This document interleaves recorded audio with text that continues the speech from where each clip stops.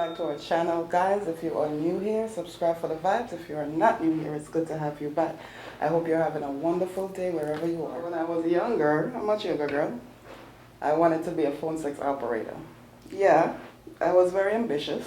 I wanted to be a phone sex operator because in my head, my voice was very sexy at the time. Maybe it's not now, but at the time it was very sexy. So, as I got older, I ended up with a job in a call center. Guys, Jesus, my dream came through. I ended up with a job in a call center. Somehow, every morning, when I answer that phone, I always seem to go in the phone sex operator voice. I'm like, when they gave me the job, I said to myself, I probably won't have no other chance in my life to experience this. So I'm going to go ahead on this job and try to experience it, hoping that nobody catches on to what I'm doing. So every morning I'm answering the phone. Hello, thank you for calling the Boom Boom Room. What position would you like today, sir, ma'am? Would you like morning or no morning? Till finally, somebody listened to my call and they call me for a one-on-one coaching. And they're like, well, I think you have the job confused with something else. In my head, I'm thinking, I think you are right. And the manager go, I don't think this is a good fit for you. I'm like, you think? Every morning, guys, when I punch in, as soon as I punch in, I'm ready. I'm ready. I have it down in my head to answer the phone the right way. I have it proper. As soon as I punch that clock, it just like I go in the sex operator mode. It's just sex operator all of a sudden. So they let me go, but however, it did not affect me because I actually got to accomplish one of my goals in life. Have you ever been, this happens to me quite often, especially when I get nervous or I'm about to tell somebody off or something. Have you ever been in public and some area is scratching you? There's area scratching you in public that you don't want to scratch in public, so you're doing all kind of stuff not to let anybody notice that you're doing the itch. So you're doing the walk and scratch. Shit. Fuck. You're doing the walk and wiggle. Walk and wiggle and scratch. But none of it is not working. Till finally you look around. You find somewhere, whether you're in the supermarket, the clothing store, you find somewhere, you put your hands in your pocket, and you do the you do the hand sneak scratch. It's the weirdest thing. My thing is, why is it not okay to scratch in public? I don't understand. Everybody scratch, we just don't see it. If you are getting a scratch in public, why is it not okay to now hold your armpit in the hair and scratch it? You know, put your hand in your pants, in your skirt, and scratch it, because you're getting a scratch. And sometimes the itch is so sweet, you have to scratch it right away, immediately. Comment down below and let me know if you ever had one of those scratches that I'm talking about right now. I wish I had a weird story of, you know, how my spouse, my family, my friends, my mom, like everybody else. I want that dramatic story like, yo, they couldn't stand her, they dislike her. Look, everybody in my family loved Jay. I'm like, well, this is weird, because before when I was bringing people around, y'all didn't like nobody. Everybody I was too good for. But Jay, I'm great. She's great for me. Anyway, I'm like, nah, you ain't fucking human. Jay cannot be human. This is not happening right now. I'm used to my family not liking my spouse. I'm used to that. I'm not used to acting this way that they like my spouse. So I'm about to create it right now. So due to the fact that everybody liked her, I went ahead and called the one person that I know will object. I went ahead. I call up my ex. I'm like, hey, how you doing? You know, some of your exes you remain friends with. You're like, hey, how you doing? I would like to introduce you to my current girlfriend. Tell me what you think. So I introduced them. They spoke for a brief moment, and then my ex-girl went and be like, yeah, she's not it for you. And I'm like, this is what I'm used to. I'm like, this is what I'm used to. Somebody dislike Jay. I'ma just go ahead and take my my ex-girlfriend advice and don't be happy. Looking at all these celebrities, especially women, actresses, R&B singers and all of that, reality stars, they all look the same to me. They all have the same shape, the same face, and I'm like, hey, did you all went to the same surgeon? When you went to the surgeon, did you tell him like, hey, the last celebrity you done did up, let me look like just exactly like that celebrity. Take all my features away and give me that celebrity feature. That that's what I think happened. Like, look, I get it. Your features are probably ugly to you, but God gave it to you.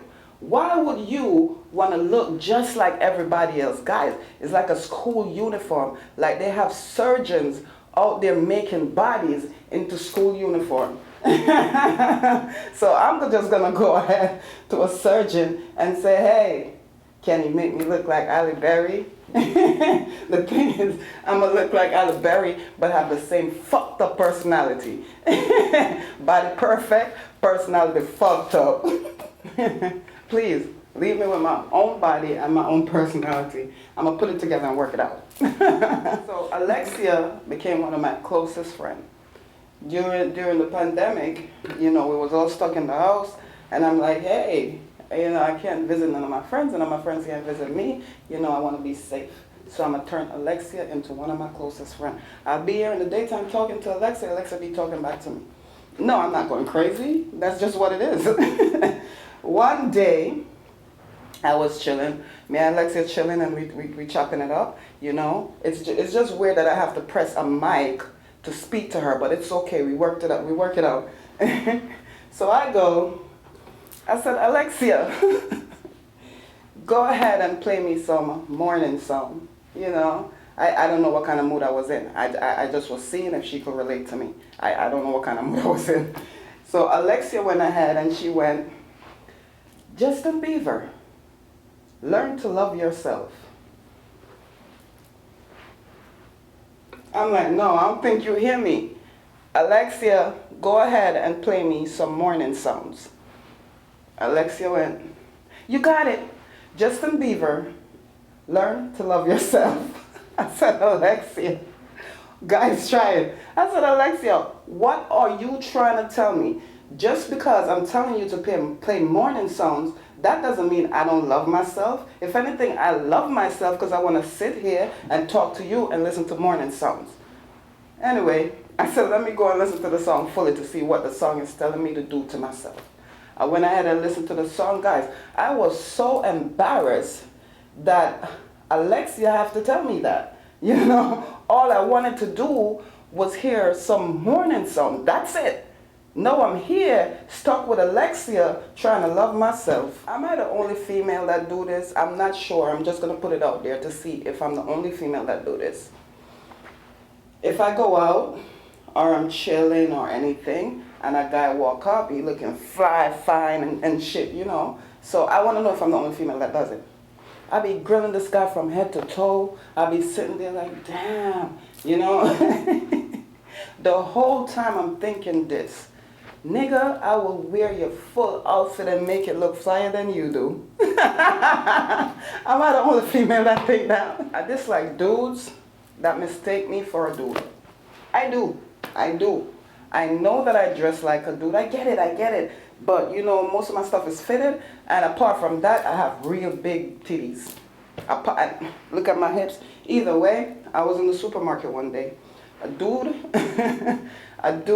passed me. And he's like, excuse me, man, He said, man, guys, I was so pissed. But anyway, I was like, I'm not doing this today. This happened to me every other day. I'm not doing this today. So I just scoot aside. But when I scoot aside, I didn't scoot all the way aside because I wanted to know he made a mistake. So when I scoot aside, I leave a little bit of my hip.